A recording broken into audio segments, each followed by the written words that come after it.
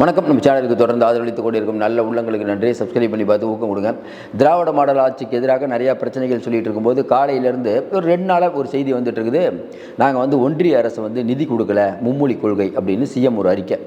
அப்புறம் விகடன் இணையதள முடக்கம், அது ஜனநாயகத்துக்கு எதிரானது, உடனே நீங்கள் அதை விளக்குங்க அப்படின்ட்டு. இது 2 தான் செய்தி. அப்படி இல்லைன்னா ஆளுநரை பற்றி பேசுவாங்க. இது 3 தான் செய்தி. மற்றபடி ஆக்கப்பூர்வமான எந்த விஷயத்துக்கும் பதில் சொல்கிறதில்ல. நம்ம இன்றைக்கி இருக்கக்கூடிய திராவிட மாடல் ஆட்சியை குறை சொல்கிறவங்களை அவங்கள பற்றி ஒரு உள்நோக்கம் கற்பிச்சிட்ருக்காங்க. நம்ம எளிமையாக நமக்கு தெரிஞ்ச சில விஷயங்களை சொல்லலான்னு இருக்கோம். அது சரியாக இருந்தால் நீங்கள் சொல்லுங்கள். என்ன ஏற்கனவே ஸ்டாலின் அவர்கள் சொன்னார் 12 மணி நேர வேலை தொழிலாளர்கள்னு ஒரு சட்டம் கொண்டு வந்தார் சட்டசபையிலேயே. அதுக்கப்புறம் பார்த்தீங்கன்னா ஒரு 4 நாளில் அதெல்லாம் இல்லை 8 மணி நேரம்னாங்க. ஏன் கொண்டு வந்தோம் அப்படின்னு சொன்னதுக்கும் காரணம் இல்லை, ஏன் பின்வாங்கணுங்கிறதுக்கும் காரணம் இல்லை. அதே மாதிரி பார்த்திங்கன்னா சத்துணவு, நம்ம காலை உணவு நாங்கள் வெளியிலேருந்து வெளியாளுக்கு டெண்டர் கொடுக்குறோன்னாங்க. ஏன் டெண்டர் கொடுத்தாங்கன்னு தெரியாது. இல்லை நாங்களே பண்ணுறோம் அப்படின்ட்டு இன்னொரு அறிக்கை, அரசே பண்ணுன்ட்டு. ஏன் இந்த முரண்பாடு? இதற்கு எந்த திமுகவினரும் பதில் சொல்லலை. ஆனால் பதில் சொல்ல வேண்டிய கேள்விகள் நிறைய இருக்குது. அதாவது விஜய் அவர்கள் பிரசாந்த் கிஷோரை சந்தித்த உடனே எல்லா திமுகவினரும் கருத்து சொல்கிறீங்க. முதல்ல உங்ககிட்ட இருந்தார், இப்போ அவர் விஜய்கிட்ட போயிட்டார். ஏன் இந்த பதட்டம்? அதை பற்றியே நம்ம ஒரு வீடியோ போடுவோம். ஒன்று, மக்கள் நலன் சார்ந்த விஷயம். இந்த லாக்அப் டெத் அப்படிங்கிறது எடப்பாடி பழனிசாமியில் சாத்தான்குளம், ஐயோ சாத்தான்குளம் பாருங்கள், மிகப்பெரிய வேதனை, உண்மையிலேயே வேதனை, மிகப்பெரிய கொடுமை. அதில் மாற்று கருத்தெல்லாம் இல்லை. துப்பாக்கிச்சூடு ஸ்டெர்லைட் அதுவும் கொடுமை. ஆனால் எந்த சாத்தான்குளம் சம்பவத்தை நம்ம பற்றி பெருசாக பேசணுமோ, இப்போ கஸ்டோரியல் டெத் அப்படிங்கிறது ஆட்சிக்கு வந்தோடனே விக்னேஷ்ங்கிற குதிரை ஓட்டக்கூடிய இளைஞர் என்ன நடந்தது? சிஎம்ஏ சட்டசபையில் ஒரு தவறான தகவலை சொல்லி சிஎம்க்கு ஒரு அவமானமாக போச்சா இல்லையா? இதற்கு யார் காரணம்? அந்த காவல்துறை அதிகாரிகள் மீது என்ன நடவடிக்கை எடுத்தாங்க? இன்னும் குறிப்பாக சொல்லணும், அதுக்கப்புறம் பார்த்தீங்கன்னா இப்போ சாராயம் காய்ச்சல்னு சொல்லி 2 பசங்க இதாகிருக்காங்க. உடனே அது பர்சனல் அப்படிங்கிறீங்க. ஏற்கனவே ஒரு பாக்ஸர் பையன் போதைப் பொருளை தடுத்து நிறுத்த போனார், அவரை வெட்டி கொண்டுட்டாங்க. இப்போ அதுக்கு என்ன பதில் சொல்ல போகிறீங்க? எந்த பெரிய விஷயங்களும் முதல்வர் பார்வைக்கு போவதில்லை. அதிகாரிகள் ஆட்சி நடக்குது, நம்ம தொடர்ந்து சொல்லிகிட்டு இருக்கோம். இவங்களுக்கு ஒரே ஒரு நினைப்பு என்னென்னா, கண்டிப்பாக 2026 எல்லா எதிர்க்கட்சியும் தனிச்சு நிற்கும், நம்ம ஜெயிச்சிடலாம். பணம்னா பணம், அந்த அளவுக்கு பணம் விளையாட போகுது வரக்கூடிய தேர்தல். அதில் மாற்று கருத்தில் திமுக இறங்கி விளையாடும். ஒரு தொகுதிக்கு 100 கோடி செலவு பண்ண கூட இன்றைக்கி திமுக கிட்ட அவ்வளோ பணம் இருக்குது, ஏற்கனவே அதிகாரம் இருக்குது. எல்லாத்தையும் தாண்டி கூட்டணி பலம்னு அவங்க சொல்லிட்டு இருக்காங்க. நம்ம ஏற்கனவே சொன்ன மாதிரி கூட்டணியில் இருக்கவங்க இருப்பாங்க, மற்றபடி அவங்க ஓட்டு உங்களுக்கு போடுவாங்களா, அது டிரான்ஸ்ஃபர் ஆகுமாங்கிறது சந்தேகம். ஏன்னா இவங்க ஒரு மாயையில் இருக்காங்க. மாயையில் இருக்கக்கூடிய அரசுங்கிறத எப்படி நம்ம புரிஞ்சுக்கலாம்? ஒரு அரசாங்கம் அப்படிங்கிறது அட்மினிஸ்ட்ரேஷன். கலைஞர் அவர்கள் காலத்திலையோ ஜெயலலிதா அம்மா அவர்கள் காலத்திலையோ இந்த மாதிரியான சட்டம் ஒழுங்கு சீர்கேடுகள் நடந்தது நீங்களே பட்டியலிடுங்க பார்ப்போம். கலைஞர் அவர்கள் இருக்கும்போது இவங்க இருக்கும்போது இத்தனை பிரச்சனை தொடர்ந்து. அப்போ இந்த சமூக விரோதிகளுக்கு யார் தைரியம் கொடுக்கறது? ஒரு பக்கம் போதையில்லா தமிழகம் நீங்கள் தான் சொல்லிகிட்டு இருக்கீங்க. இப்போ போதை மருந்து நீங்களே பார்க்குறீங்க எவ்வளோ பிரச்சனை நடந்துட்டு இருக்குது. இப்போ 2 நாளைக்கு முன்னாடி ஒரு கஞ்சா பிரச்சனை ஆகி அந்த பையனை போலீஸ்காரர் தள்ளுறாரு.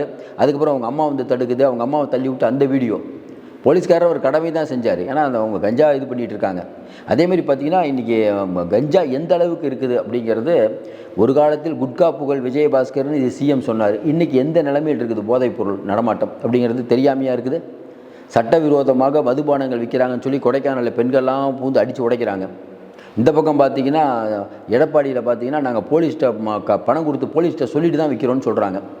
கள்ளச்சாராய விஷயம் ஒரு இடத்துல காய்ச்சுறாங்க அப்படின்னா அதுக்குன்னே ஒரு டிபார்ட்மெண்ட் இருக்குது. மதுவிலக்கு பிரிவினே ஒரு டிபார்ட்மெண்ட் இருக்குது, அதுக்குன்னு இப்போ காவல்துறையினர் இருக்காங்க. அவருடைய முழு பணியே இதுதான். அப்போ அவர்கள் என்ன பண்ணிகிட்டு இருந்தாங்க? ஏற்கனவே மரக்காணம் இருக்கும்போது நீங்கள் பாடம் கற்றுக்கலை, கள்ளக்குறிச்சி வரும்போதும் பாடம் கற்றுக்கலை.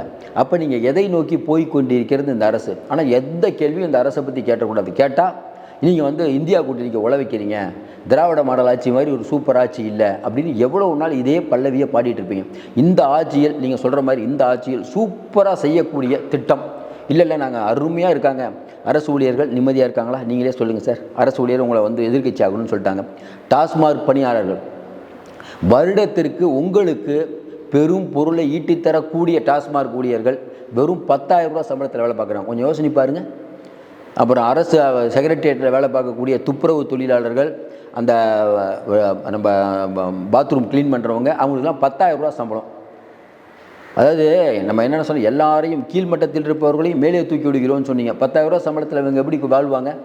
அதுவும் இல்லாமல் டாஸ்மாக் ஊழியர்கள் அப்படிங்கிறவங்க வந்து கணக்கெல்லாம் முடிச்சு தான் வீட்டுக்கே போகணும். அவங்களுக்கு அவ்வளோ இடர்பாடுகள். கேட்டால் அவங்க 10 ரூபா வாங்குறாங்க, 10 ரூபா வாங்குறாங்க, 10 ரூபாங்கன்னு அது ஒரு பெரிய பஞ்சாயத்து. அப்போ அவர்கள் வந்து இல்லை இல்லைங்க கரூர் கேங்குன்னு எங்களை ஒன்று மிரட்டுது அப்படின்னு அவங்க சொல்லி ஒரு அரசால் நியமிக்கப்பட்ட அரசு அதிகாரிகளை வெளியிலேருந்து ஒரு கேங் வந்து மிரட்டுதுன்னா யார் அந்த அதிகாரம் கொடுத்தது? கொஞ்சம் யோசனை பாருங்கள்.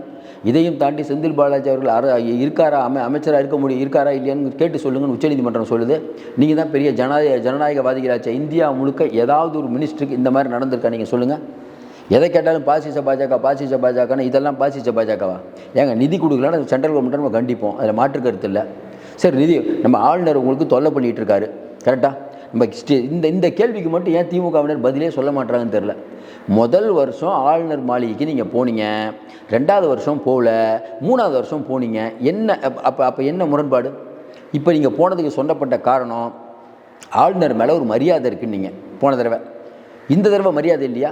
அதுக்கு முதல் தடவை மரியாதை இல்லையா? ஆளுநர் பதவிங்கிறதுக்கு எப்பயுமே மரியாதை கொடுக்கணும், எல்லா நாளும் தான் நீங்கள் போயிருக்கணும். ஏன் இந்த முரண்பாடு? உங்களுக்குள்ளே என்ன டீலிங்? சிம்பிள் ஒரு டீலிங் தான். வரக்கூடிய தேர்தலில் பிஜேபி எதிர்ப்புன்னு சொல்லி ஓட்டவங்கன்னு நினைக்கிறீங்க. அதெல்லாம் வரக்கூடிய தேர்தலை முடியாது. ஸ்டாலின் வேணுமா வேணாமாங்கிற தேர்தல் நம்ம ஏற்கனவே சொல்லிட்டோம்.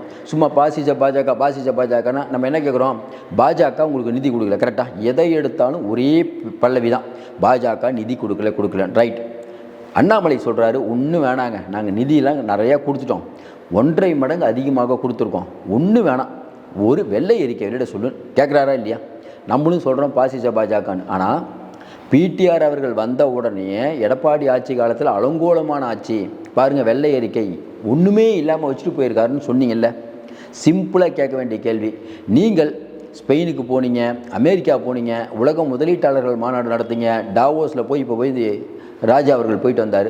இதன் மூலியமாக தமிழ்நாட்டுக்கு வந்த மூலதனம் எவ்வளோ, அதன் மூலமாக எவ்வளோ தொழில் வளம் பெருகியது, எவ்வளோ பொருளாதாரம் பெரியது, அந்த கணக்கை கேட்டால் ஏன் சிம்பிள் விஷயம். இப்போ நம்ம சொல்கிறோம்ல, அண்ணாமலை அவர்கள்ட்ட வந்து வாட்ச் பில்லை கேட்டாங்க சார், 3 மாதம் ஆச்சு சார் வாட்ச் பில்லை, பேர் கெட்டு போச்சா?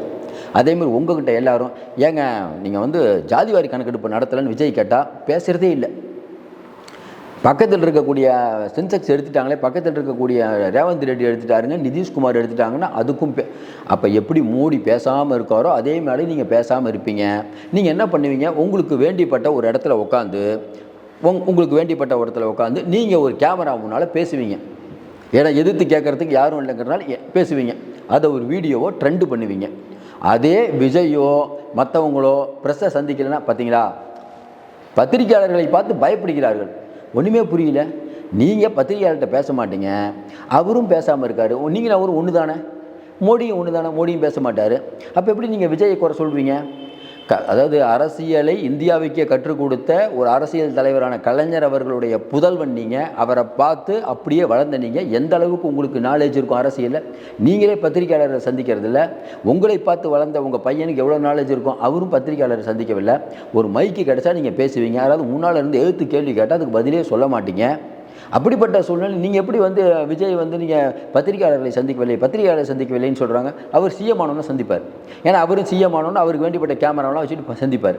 ஏன்னா எப்பயுமேங்க ஒரு அதிகாரம் இருக்கும்போது உங்கள்கிட்ட கேள்வி கேட்கவே அஞ்சுறாங்களே. இன்றைக்கி இருக்கக்கூடிய பத்திரிகையாளர்கள் எத்தனை பேர் இந்த மாதிரியான பேச்சு பேசுகிறாங்க கொஞ்சம் பாருங்கள். கொஞ்ச நாளைக்கு முன்னாடி வரைக்கும் நீங்கள் சமூக ஊடகங்களில் பேசக்கூடியவர்களையோ பத்திரிகையில் எழுதக்கூடியவர்களையோ உங்கள் அரசு எத்தனை பேர் மேலே அவதூறு கேஸ் போட்டிங்க. ஆனால் விகடன் மேலே போட்டவுடனே வரீங்க. எந்த ஆட்சியில் நடந்தாலும் இது தவறு தான், அதில் மாற்று கருத்தே இல்லை. ஆனால் உங்கள் ஆட்சியில் இப்போ தொடர்ந்து நடந்துட்டு இருக்கும்போது பாசிச பாஜக வைத்து ஒரு கார்ட்டூன் போட்டதுனால விகடன் குடும்பம் பிரச்சனை வருது. ஆனால் நீங்கள் இப்போ கொஞ்ச நாளாக சமீப காலமாக இல்லை பழைய காலத்தில் கூட பத்திரிகை மீது எந்த விதமான அட்டாக் பண்ணியிருக்கீங்கிறது நாடறியும். அதையெல்லாம் மறைச்சி விட்டு பேசுகிறது எந்த விதத்தில் சரின்னு நமக்கு புரியல. மறு ஒன்று சொல்கிறோமே, பிஜேபி கூட திமுகவும் கூட்டணி வச்சுருக்குது, அதிமுக கூட்டணி வச்சுருக்கா இல்லையா? பாசிச பாஜக நீங்கள் சொல்கிற அதே கூட கூட்டணி வச்சிங்களா இல்லையா? அதில் வந்து பதவியில் இருந்தீங்களா இல்லையா? தொடர்ந்து ஒன்றிய அரசில் பதவியில் இருந்து அதிக காலத்தில் இருந்தது நீங்கள் தான். உதய் மின் திட்டம் அதிமுக ஆட்சியில் கையெழுத்திடப்பட்டது, அதனால் நாங்கள் மின் கட்டணம் ஏற்றுறேன்னு சொல்கிறீங்க. நமக்கு ஒன்றுமே புரியல. ஆமாங்க, உதய் மின் திட்டத்தில் தங்கமணி கையெழுத்து போட்டார், ஜெயலலிதா இருந்த வரைக்கும் போடல. ஏன்னா அவர்கள் ஜெயலலிதா போடல.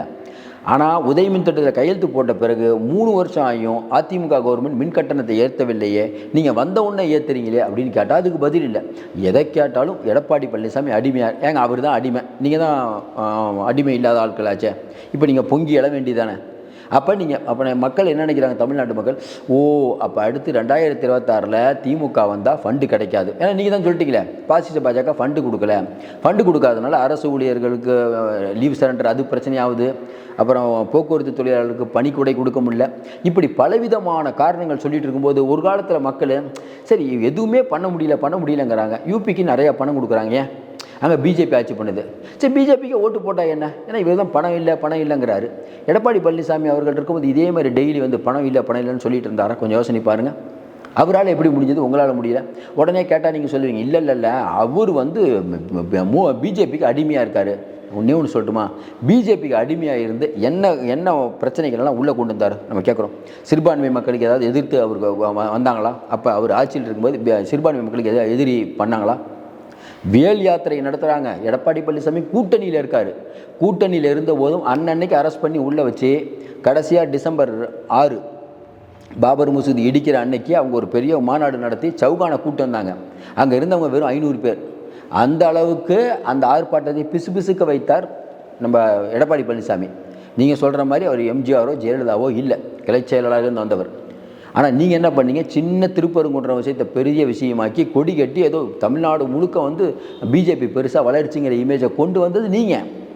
அங்கே இருக்கக்கூடிய சிதம்பரம் நடராஜர் கோயில் இருக்க குருக்கள்கிட்டையும் நீங்களும் பண்ணுற வேலைலாம் பார்த்தா குருக்கள்கிட்ட நீங்கள் அடங்கி போகிற மாதிரி தெரியுது. சிதம்பரம் நடராஜர் கோயிலில் என்ன நடக்குதுன்னே புரியல. அப்போ நீங்கள் என்ன பண்ணுறீங்க, சிறுபான்மை ஓட்டுகள் வேணும், ஆனால் பெரும்பான்மையான ஓட்டுகள் எங்கே உங்களை விட்டு போயிடுதோன்னு வேலையும் எடுத்துட்டீங்க. முருகனுக்கு மாநாடும் நடத்துறீங்க, முருகன் மாநாடு நடத்துவீங்க, வேலையும் கையில் எடுப்பீங்க. பைபிள் படிக்கிறதுக்கு ஒரு கட்டடத்தை ஒருத்தர் அமைக்கணும் அப்படின்னு கேட்டாங்கன்னா கலெக்டர் அனுமதி கொடுக்கல, அவர் நீதிமன்றம் போயிட்டு வந்ததுக்கப்புறம் இது வரைக்கும் அனுமதி கொடுக்கல. அப்போ இஸ்லாமிய கிறிஸ்துவ மக்கள் உங்களுக்கு எப்படி ஓட்டு போடுவாங்க? நம்ம ஏற்கனவே சொன்னோம்ல, ஒன்றா மதச்சார்பற்ற இடத்துல நில்லுங்க, இல்லை மதவாதமாக நில்லுங்க. இது 2 நிற்காமல் இருந்ததுனால தான் கெஜ்ரிவால் நீங்கள் தோற்று போனார். உங்களுக்கும் அதை நிலை வரும், அவ்வளோதானே. நீங்கள் என்ன நினச்சிட்ருக்கீங்க, 5 முனை போட்டி வரும்னு நினைக்கிறீங்க? 100% 5 முனை போட்டி வராதுங்க. ஏன்னா விஜய் அவர்களுக்கோ எடப்பாடி அவர்களுக்கோ இங்கே இருக்கக்கூடிய வெளியில் இருக்கக்கூடிய ராமதாஸ் அவர்களுக்கோ தெரியாதா நம்மெல்லாம் தனியாக நின்னோன்னா அவங்க ஜெயிச்சிருவாங்கன்னு? அந்தந்த கால சூழ்நிலை வரும்போது வரும். கிரவுண்ட் இன்னும் ரொம்ப நாள் இருக்குது டைம். அதுக்குள்ளேயே இவர்கள் 200 ஜெயித்து விட்டோம். உடனே கருத்து கணிப்பு, திமுக பெரிய வெற்றி. ஒரு மாதமாக நீங்கள் பேப்பர் எடுத்து பாருங்கள் சார். போன 2 மாதத்துக்கு முன்னாடி களம் எப்படி இருந்து இப்போ எப்படி களம் இருக்குன்னு பாருங்கள். பதட்டமாக இருக்கீங்கல்ல, எதுக்கு இந்த ஃபோட்டோ ஷூட்டு, இவ்வளோ அரசியல்? அதனால் இன்றைக்கி திமுக மிரண்டு போய் இருக்கிறது. அதை எப்படி நாளைக்கு நம்ம லைவில் கூட விரிவாக பேசுகிறோம். மீண்டும் சந்திப்போம். நன்றி, வணக்கம்.